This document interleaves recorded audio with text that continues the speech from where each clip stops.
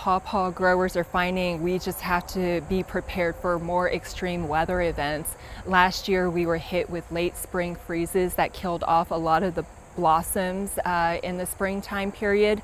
This year we were hit by the drought, so even though we were seeing kind of a bumper crop of pawpaws, the harvest time frame was accelerated much faster than what any of us had expected.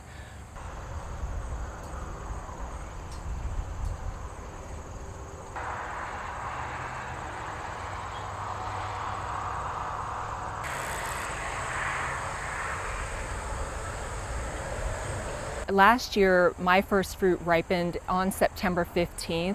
This year, it ripened 6 weeks earlier, the first weekend of August, and I was completely caught by surprise.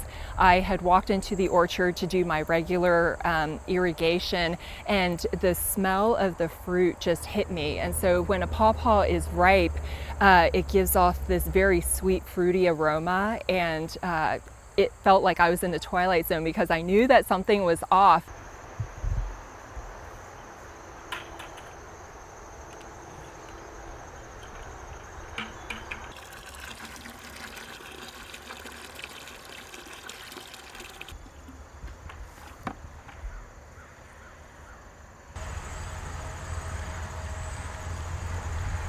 Basically, pawpaw is well adapted to being withstand kind of moist environments. It cannot be waterlogged, and so that's something that's been a bit of a problem with, some of the flooding we've seen with the variability in weather, and so that can be a problem. But as long as it's fairly moist soil, what it doesn't do real well against is prolonged droughts, and that might be a problem as we see variability in weather in the future.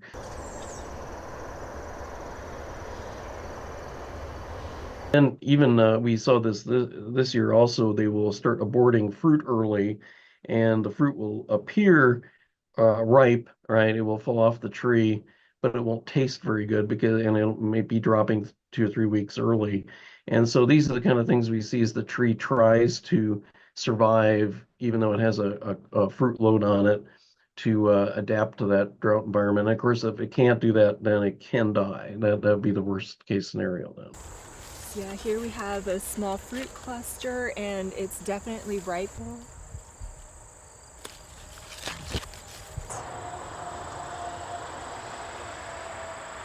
This year, we've definitely noticed that the fruit has been smaller.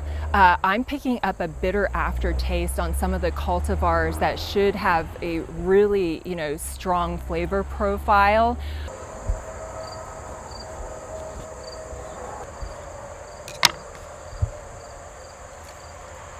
And so you do get a lot of pulp, a lot of the wild foraged fruit. A lot of people in Appalachia have relied on pawpaws to supplement their diets. I know if you go back in history, when you think about African Americans and the early foragers, they also relied on pawpaws. Native Americans grew and consumed pawpaws, especially in the Mississippi Valley.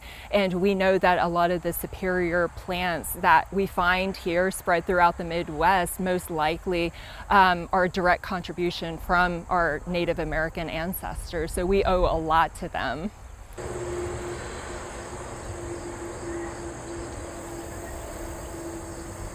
Jelajahi cara baru mendapatkan informasi. Download MetroTV Extend sekarang.